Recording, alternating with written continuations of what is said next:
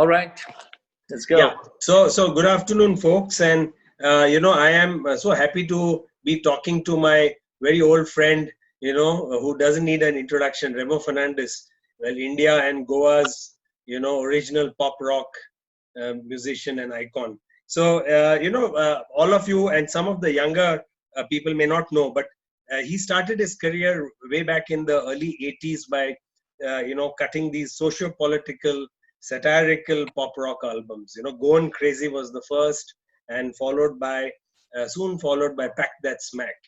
They had very strong social messages, and he cut them and really marketed them all on his own. Later, he really rose to fame with his album "Politicians Don't Know How to Rock and Roll." That was, he didn't mince any words, and he spoke to the politicians directly in those wonderful songs.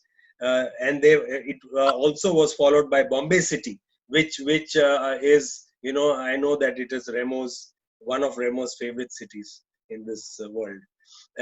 Hindi film songs like Jalwa, Humma Humma, Pyaar to hona, thaa. This again really made Remo a household name, really pan India, which these Hindi songs did for him. And then he soon came up with a all Hindi non-film album called "O Meri Munni," with that lead song "O Meri Munni" that I don't think everyone wants to hear that at all concerts. He knows that.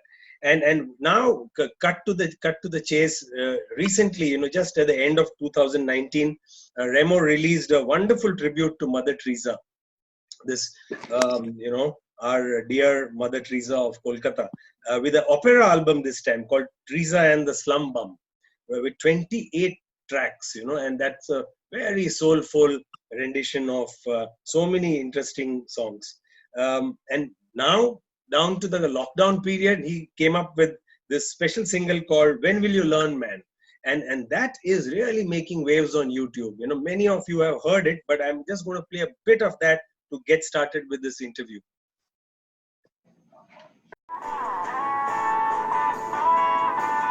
They say when this is over, we'll all have learned our lesson.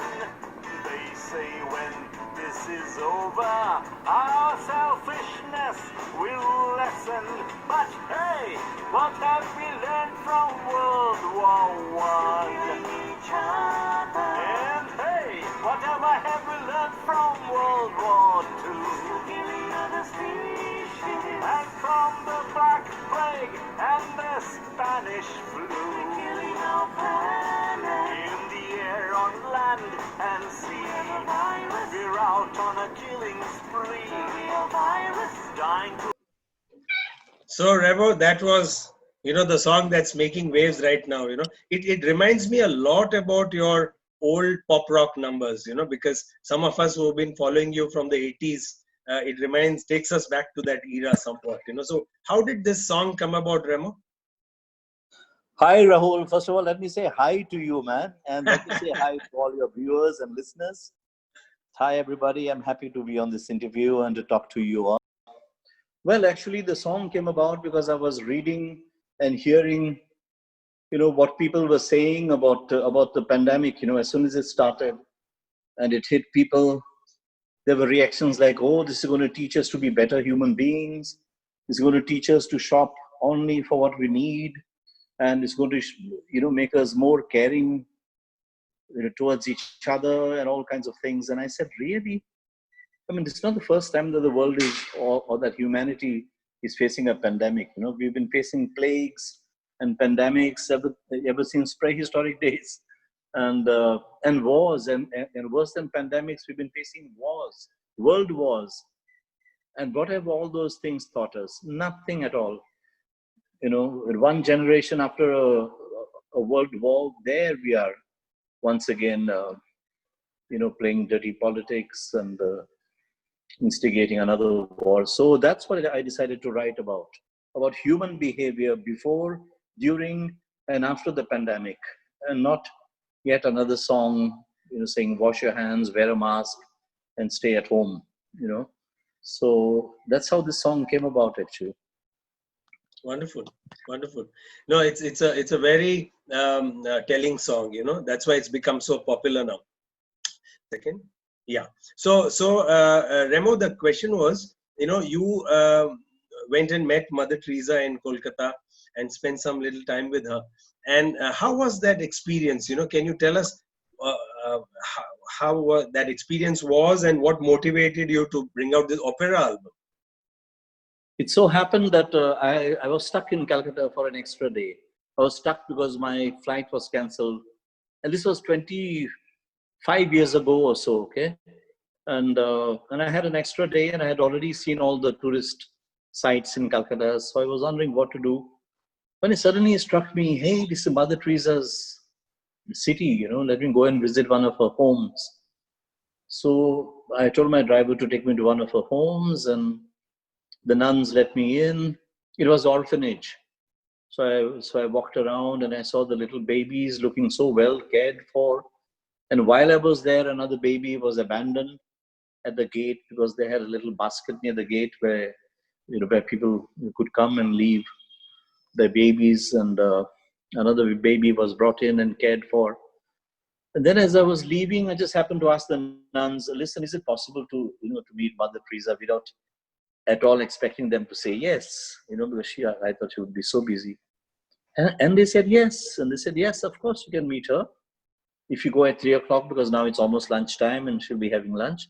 So if you come back at 3 o'clock and go to the mother house, not this house, mother house is where she stays and works with the other nuns. So you go there and you pull a bell, which is there's a rope hanging outside the gate. So I did that. I came back at 3 and I rang that bell. A nun came and I told her, listen, I don't want to waste mother's time. I don't really have any work with her. I'm just a musician from Goa. And if I can just see her for 5 seconds, I'll be happy. Okay, that's all. And she said, yes, yes, of course. And she welcomed me into the courtyard and went and told somebody. And a few seconds later, there was this 72-year-old, year young, lady skipping down this rickety flight of wooden steps. It was an old house that they had, a beautiful old house, whitewashed. And she came, and again, I was speechless. Just seeing her, I was speechless. She came and she held my hand in both of hers. She sandwiched my hand in both of hers. I believe that is her usual way of greeting anybody she meets. And I told her once again that I was a musician from Goa. I didn't want to waste her time. Just wanted to see her. And at that moment, this thought came to my mind, and it came out through my mouth. I said, Mother, I would like to compose a song, because I'm a musician. So I was wondering what I could do to help her as a musician. I said, I'd like to write a song about you and about your work and include it in my next album. And the royalties from that song will be my small little contribution as a musician towards your work. So she said, oh, yes, my son, do it. Do it with love. And then she kind of, like I told you, she was holding my hand, and it was undescribable. You can call it psychological because I'd heard so much about her. Others will say that there was an energy that was transmitted from her to me. Whatever you want to name it, whatever anybody wants to name it. The truth is that it was a very strong feeling. And I walked out from there and I took my flight. And on that flight from Calcutta to Bombay, it's a rather long flight. I had never composed more than one song a day. On that flight, I ended up writing the lyrics and the music in my head to 3 songs on that one flight. So I realized that it had to be more than just one song about her. It was going to be 3 to 4 songs on my next album.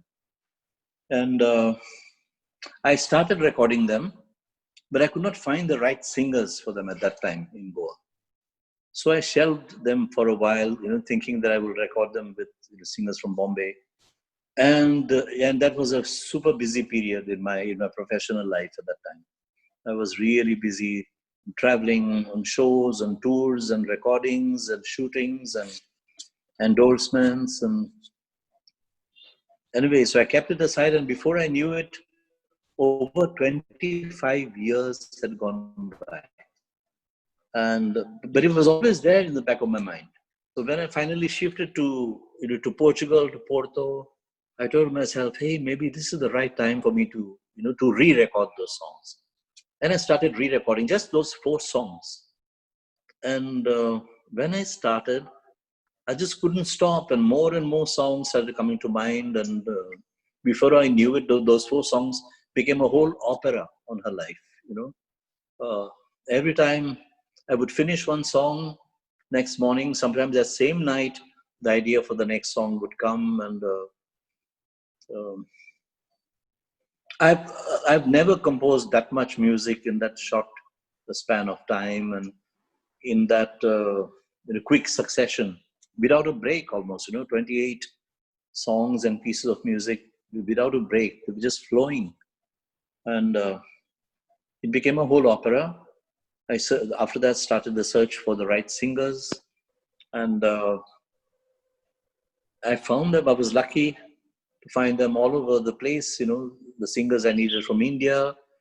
I needed somebody to play the part of the Pope, and he had to be Italian, of course. I found an Italian guy.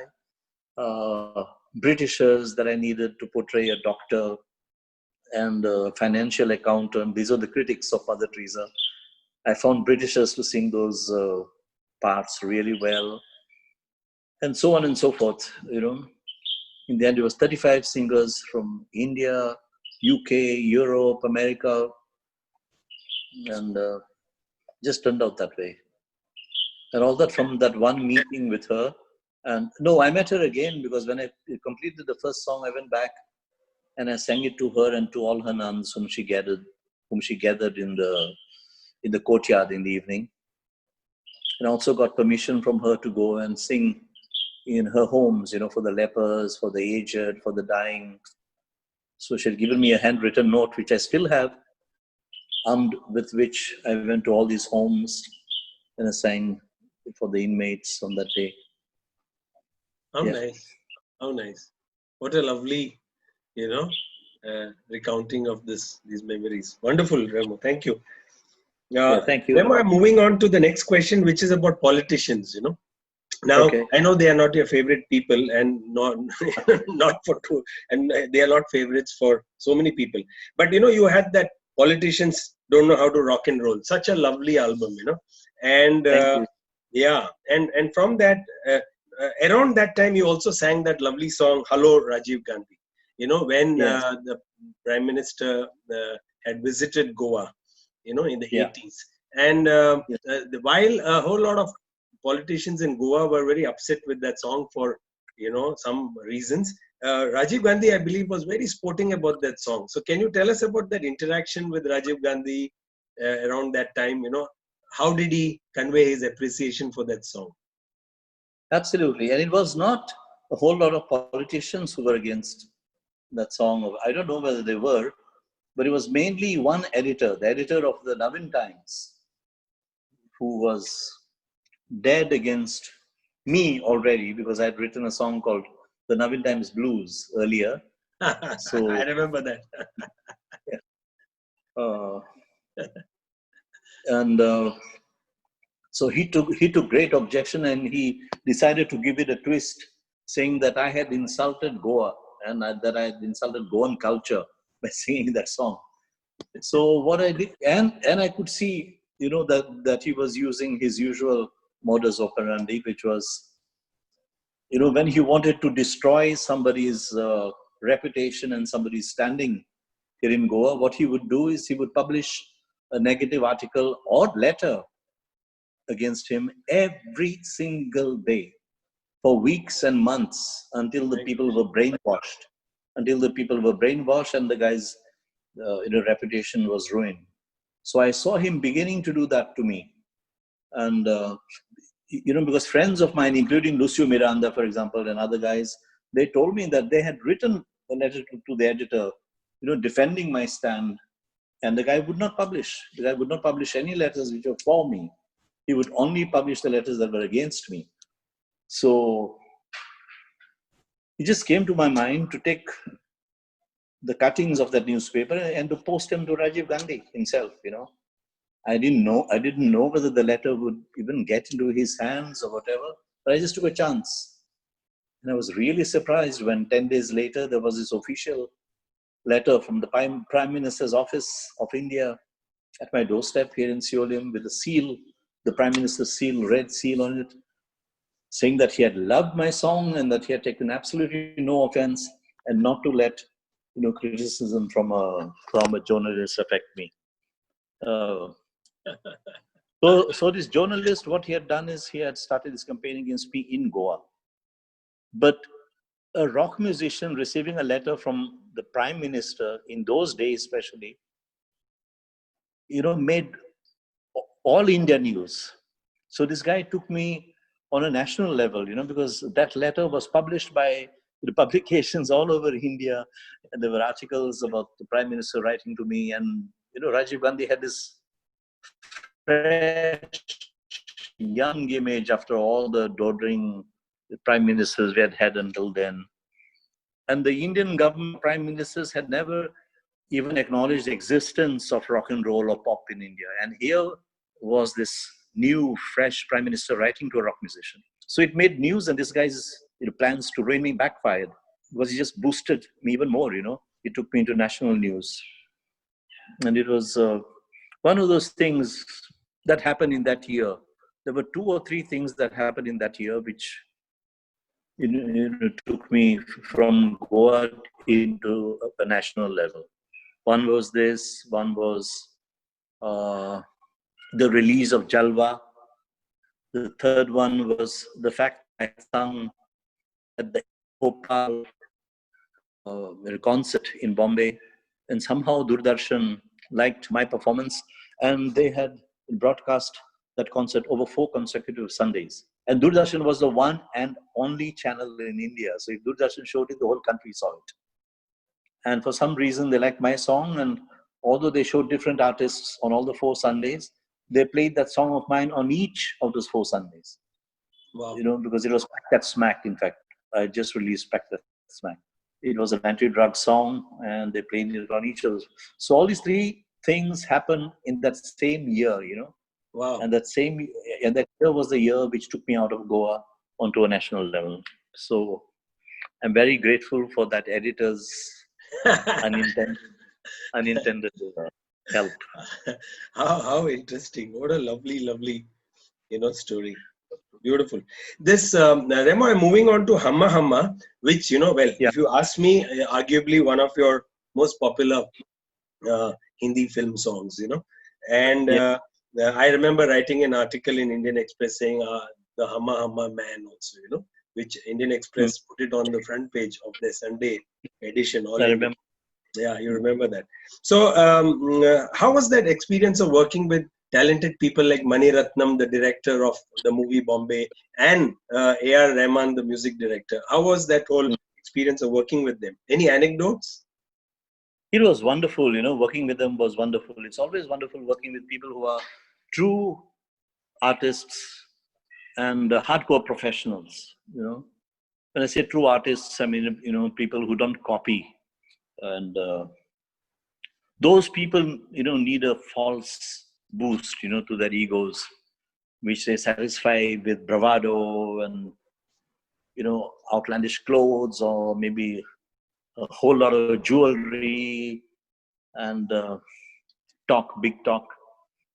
Whereas a true artist and a true professional doesn't need all that because he knows what he is and he doesn't need to prove himself to anybody. And these 2 guys were exactly that. So it was a pleasure working for them. It was extremely professional. There wasn't much time for anecdotes really because it was all work and, we love our work. All 3 of us love our work. But what I do remember is that we started the recording in the studio and I needed to open up my voice. It was in the morning and I'm not really a morning singer. I sound a bit like Jim Reeves in the morning. So I told him I need to open up my voice. So, so I just improvise with my voice and I take it higher, open it up a little bit, okay? So he said, yeah, go ahead. And I just started improvising in my way. And all the stuff which is there in the beginning of the song, especially like yeah, and all the stuff was not actually supposed to be in the song. I was just scatting and opening my throat, And Rahman picked it up. yeah, and when the song was released, I was really surprised to see it in the final mix, to see those things in the final mix. They used them very artistically and beautifully. It worked well. So that is one of the anecdotes, if I may call it, which I remember of that recording. Lovely, lovely. How nice. This is the fun about interviewing people like you, because you go back and these are stories that you will never hear otherwise. Lovely Yeah, story. that's true. I guess. Yeah. I'm going to share a photograph really.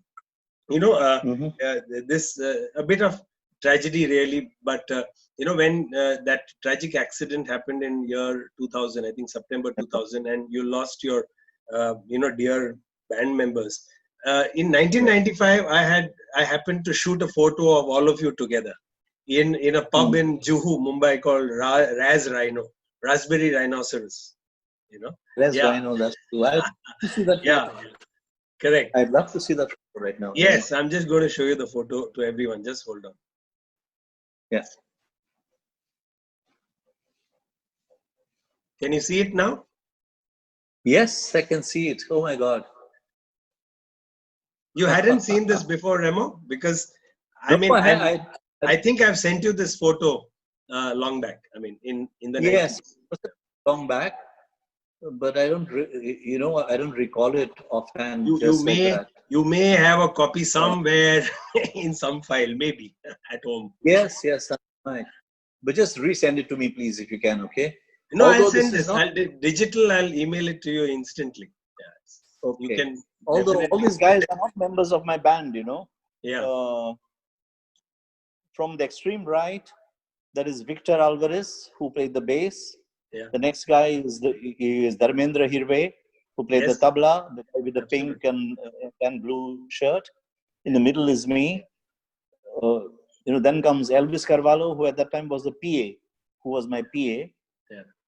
The guy at the side of Elvis, I can't recognize him. So he was not part of the band. Maybe he was one of the friends or something. Guys in the organizing committee. Okay. Even I found him a little unfamiliar. True. Yes. Like Selvin, Selvin Menezes is not there, who was the keyboard player. Yeah. And I don't remember who the drummer was, but there's no drummer there either. Yeah. But there is like, 3/5 of the band is there. Yeah, true. And PA. Yeah. So Remo, I would like you to tell us a little about. They were like brothers to you, from what I remember you telling me many times. So any happy memories you can share? Any distinct happy memory that you had with them? I mean, there must be so many. Yeah. There were so many, Rahul. Almost every memory was a happy memory. And they'd been with me for 12 years, and I don't have a real life brother. So obviously outside my immediate family, they were they were like my, brothers in music, brothers in everything. We traveled together. We stayed together in hotels. We performed together, rehearsed together. So obviously the bond of 12 years is a long bond. The oldest guy in the band had been with me for 12 years, and some for less, of course. And the anecdotes are too many to name. Selvin, was the prankster of the group. Fingering everybody, making fun, but always good fun. Clean fun, and never malicious, never hurting anybody's feelings. And the other guy was Victor. So when Selvin and Victor joined forces, oh my God, everybody else had better beware. Like Dharma, they started floating a rumor, a news in the band that Dharma was going to start an airline. Why? Because they saw that on one flight, Dharma had collected the remaining, tomato ketchup packets and sugar packets and, those kind of things. So they said, Dharma is going to start an airline. So that's why he's stocking up already. So then they started thinking of names for his airline. So they said, he's going to start Dharmanya Airlines. At the time, Damani was a big thing, so Dharmanya. So I chipped in with what? Oh, Dharma's surname is Hirve. It was Hirve. So I said, yeah, or maybe Hirve Erve. So little things like this, and they were finger masters and go on laughing and teasing. Uh, there are too many wonderful memories, really. Yeah, yeah. No, my distinct memory is of Dharma telling me to come Yeah. home, and visit him in Mapsa. That was Okay. one thing I keep close to my heart, because he was one of the in the band. I knew him kind of, and he Yeah. always whenever I was saying Tata to him, he would say that, Okay. Yopak zai, Mapsa yopak zai, amche gara yo. Yeah. Yeah. Always, such a And lovely if you were person. here, now, now that you live in Goa, you would have certainly visited him a few times already. You would Yes, have visited. yes, yes.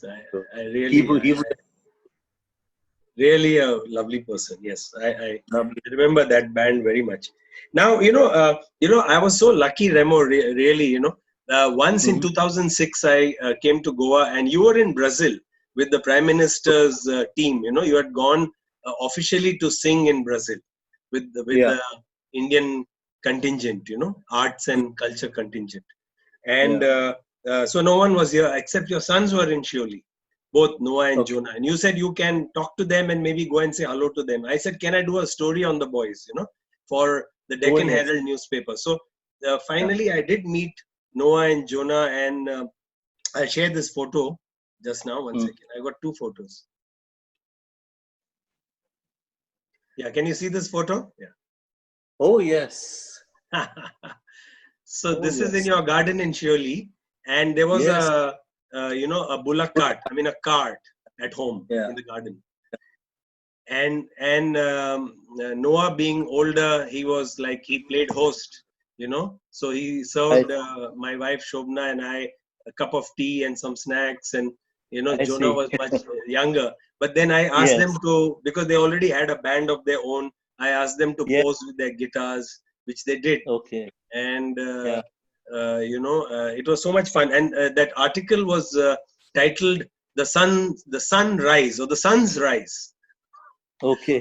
Yeah, and it was a Oh, cover story. It was a cover story in the Deccan I Herald see. newspaper of Bangalore on the Sunday I see. edition. Yeah. Wow. Sadly, I'll Lovely. try and see if I can get a link to that story on the Okay. internet. I'm sure I have it. I'm sure I have the cutting somewhere. Yeah, So I but yeah, remember this title. I'm definitely sent it to you. Let me share Great. one more photo. One more photo. Okay. Yeah, this one. This is again a different pose. You are really an expert at the Zoom. Huh? It's only the second time that I'm doing an interview on Zoom.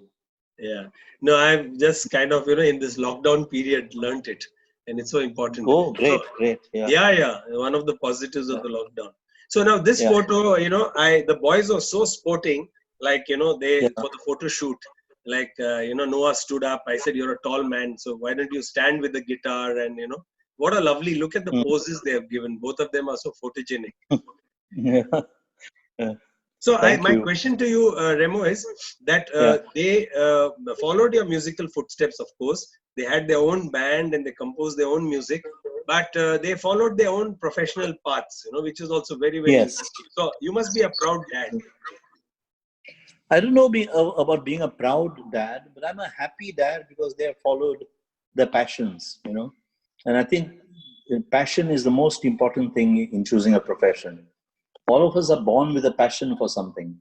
And then sometimes we ignore that thing for which we have a passion and we go for something which is more respectable, or something which our parents prefer, uh, or society would prefer or which is more profitable, and we ignore and suppress that passion that we're born with. And yes, they were both born with music in them, because even if I say so myself as a father, they have written really nice songs, and it's a pity that their songs, their style was just not meant for India. It's not, that kind of music. and they refused any help from me because I liked the songs, and I told them, listen, this song I would like to produce myself, to record it in my studio and put it out in my next album. And they said, oh no, Dad, thanks very much, but we don't want to make it in music with a leg up from you, or with a push up from you. And I really respected and liked that, because, hello, are you there? Yes, yes, I'm there very much. Okay, because I can't see myself on the screen. Okay. Now we're back. And I really liked that because, this country especially is full of, kids who become stars simply because their parents have boosted them, and so often they're undeserving. But the parents have pushed them down our throats through flop after flop after flop, until one album or one film hits, and they've been actually pushed. I mean, you know what I'm talking about, and so they didn't want that kind of a push up from me, and they naturally drifted into things that they were more passionate about. Jonah, especially, is so passionate about what he's doing right now. He has started with a friend of his called Eldu. He has started something called Eco Posrao, which is India's first zero waste store. A lot of people here don't even know what a zero waste store is. It's a store where no, wastable, product is used, right from the source of the product until the time it comes to the counter. For example, if they sell rice, besides the fact that it's organic rice, okay, that is another aspect of it, but it'll be rice where no plastic has been used, no plastic bag which is used and then thrown away, no plastic bag at all along the production until it comes to the counter. So it's a kind of store which helps in the ecology of the planet. So he's very passionate about that. Noah is very passionate about computers. He became more and more passionate about coding in computers, not just designing, but coding, which to me is rocket science. Coding for animation and stuff like that. So they both gravitated towards things that they're really passionate about. And that's something I'm really happy about for them. More than proud, I think I'm really happy that they chose the professions which are their passions. Nice. Great. So finally, the last question, Remo, it's been great talking to you. One, this is, you've been living in Portugal for some years now. And which aspect of Goa, Amche Goa, do you miss the most, and why? Any one aspect? The aspects which I would miss the most in Goa, they don't exist in Goa anymore. That is beautiful, untouched nature, warmth, and honesty of the people, and a lot of things don't exist over here anymore. But so what I actually miss right now is only, my son, the home, the house itself, the gardens. It's an old Goan home, so it's got a garden in the front, garden at the back, open courtyard in the middle. So when you live in an apartment, you do miss that sometimes. And I used to miss Goan food, but now that Xenia is in my life, she turned out to be a fantastic cook, and she cooks all kinds of Goan stuff. So I can't say I miss Goan food anymore. Which is a thing, True. Yeah. And it's not like I've shifted to Portugal and I only live there. Every year I come down for at least 3 months. So, yeah, sometimes I come down more than once.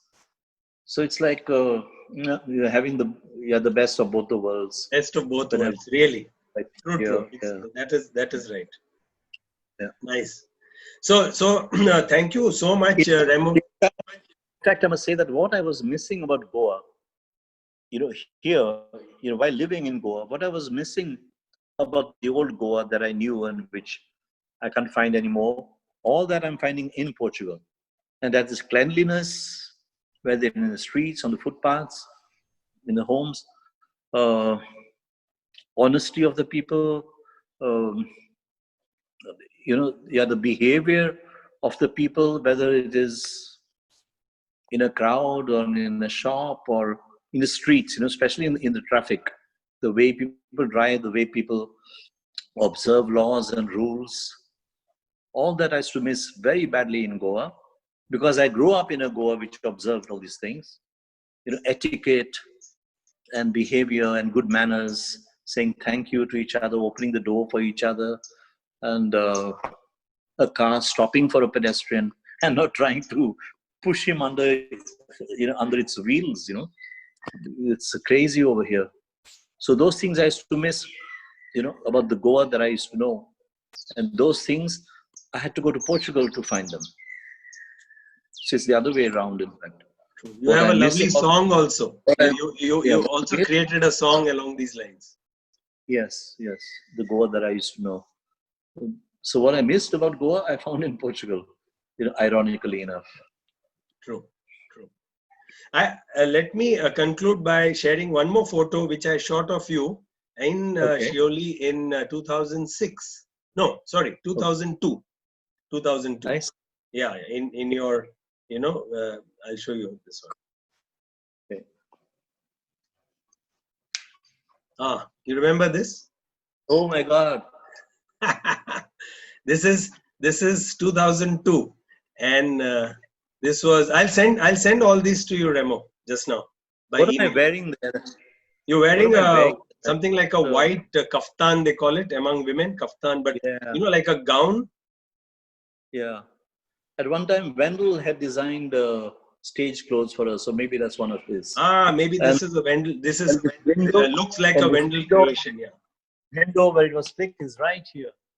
Yeah. Absolutely. That's the window in the courtyard. Window. In the courtyard. Yeah. Yes. So we ran this photo in the Pune Times, in Pune. Oh, I see. Yeah. Okay. Yeah. This was before you did that big, concert for your 50th birthday. Oh, I see. Okay. Now, can I see you again? Yes. Yeah. Okay. So thank you, Remo, and Thank you very much, Rahul. Yes. It was a pleasure being interviewed by you after a long, long time. I know. I remember. So let's hope we can meet when things become a little more normal before you go to Portugal. Of course we will. I hope we will. Yes. I hope somebody invents that vaccine soon, man.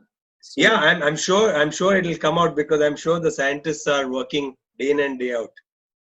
There must be. Yeah. They must be all over the world, including our Indians. If for no other reasons, for commercial reasons, because the pharmaceutical company that releases that vaccine is going to make a killing.